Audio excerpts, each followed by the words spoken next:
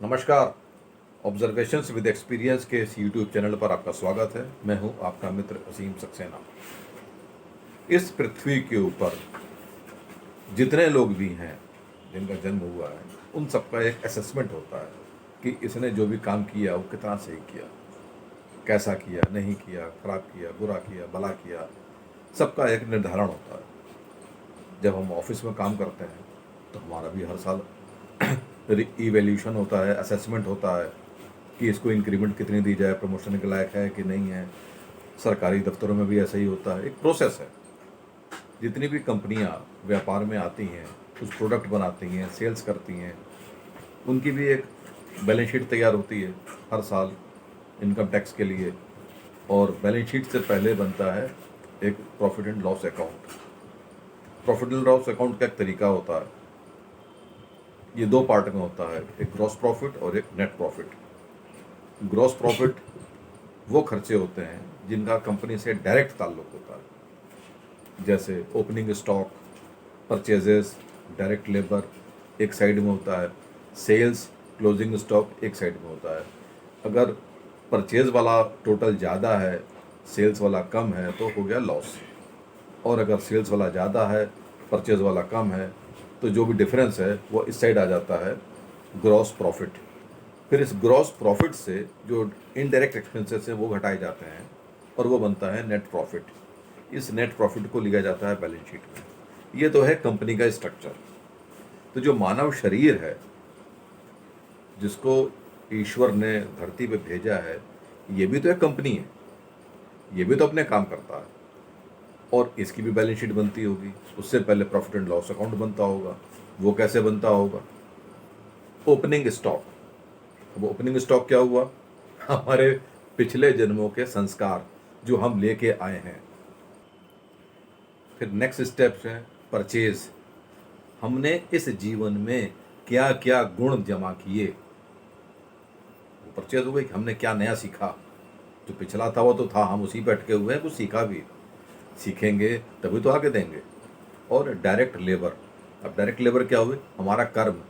हमने किसी चीज़ की शिक्षा को हासिल करने के लिए ईमानदारी से प्रयत्न किया या बेईमानी की, सोर्स लगाया, शॉर्टकट मारा, नकल मारी, धांधली की।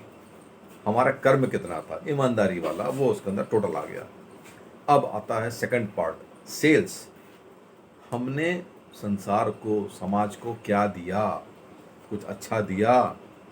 अपने सबॉर्डिनेट्स को हमने कुछ अच्छे दिशा निर्देश दिए, कोई नई चीज़ दी कंपनी को जिससे कंपनी को लाभ हो, कोई नए सिस्टम्स वगैरह बनाए जिससे प्रॉफिटेबिलिटी बढ़े। हमने क्या किया? वो हमारे गुणवत्ता जो है, क्वालिटी, वो हमारी जमा हो जाती है सेल्स अकाउंट में। फिर अब आता है क्लोजिंग स्टॉक। क्या हमारे पास अभी भी कुछ अच्छा देने के लिए है कि हम चुक गए? क्या जितने भी हमने विचार लिए हैं, जो भी हमारा अपने ओपनिंग स्टॉक था, जो परचेजेस है, उससे जनरेट करके क्या हम कुछ नई चीज़ बना पा रहे हैं? क्या जब भी हमारे पास कोई समस्या आती है तो क्या हम उसका कोई सही निर्धारण निकाल पाते हैं कि हम उसको और उलझा देते हैं? ये होता है क्लोजिंग स्टॉक। अब इसका टोटल और इसके टोटल का जो फ़र्क है वो प्रॉफिट एंड लॉस अकाउंट हो गया, ग्रॉस प्रॉफिट आ गया। इसके बाद जो इनडायरेक्ट एक्सपेंसेस हैं, अब वो क्या होते हैं?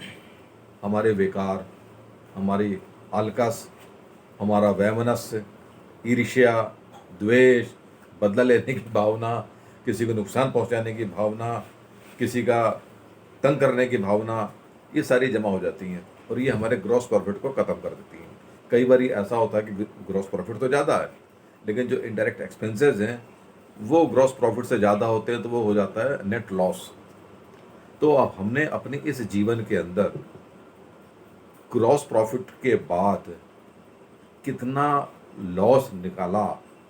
जो विकार है हमारे इनडायरेक्ट एक्सपेंसेस, अगर ये इनडायरेक्ट एक्सपेंसेस में यही अवगुण गुण बन जाए तो क्लोजिंग स्टॉक बढ़ जाएगा, हमारा जीपी बढ़ जाएगा। अगर हम वैमनस्य की स्थिति से ना रहें, भला करने वाले रहें, तो ये तो हमारा क्लोजिंग स्टॉक में चला जाएगा।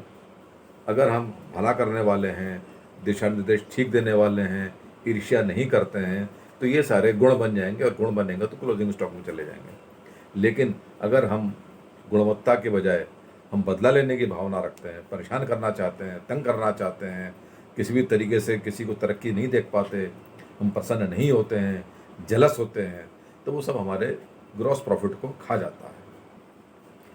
और जैसे जैसे हमारा प्रॉफिट कम होता जाएगा, त्यों त्यों हमको पता चल जाएगा कि हमने जीवन में क्या किया, हम जीवन में क्यों आए थे।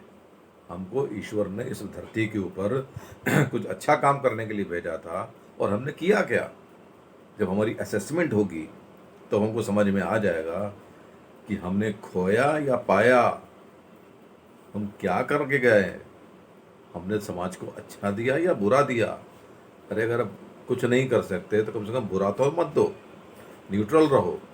लेकिन अगर कभी कोई जिम्मेवारी आती है तो ये नहीं समझना चाहिए कि हमारे अंदर कोई खासियत है, कुछ खूबी है, इसलिए हमारे पास ये समस्या आई है। समस्या इसलिए आई है कि ईश्वर ने मौका दिया है कि तुम इस समस्या को सुलझाओ, और जो भी तुम्हारे क्रेडिट के पॉइंट्स हैं उनको अपने खाते में जमा करो।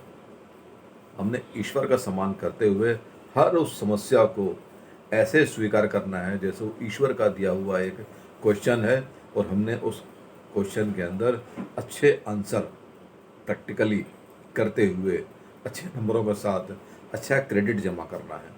जितना ज़्यादा हमारा अच्छा क्रेडिट होगा उतना ही ज़्यादा हमारे स्वर्ग के रास्ते खुलेंगे, क्योंकि फिर उतने ही अच्छे लोग हमारे अगल बगल आएंगे, हमको उतने ही अच्छे लोगों का साथ मिलेगा, और जितने अच्छे लोगों का साथ मिलेगा उतने ही हमारे जीवन में खुशियाँ आएंगी।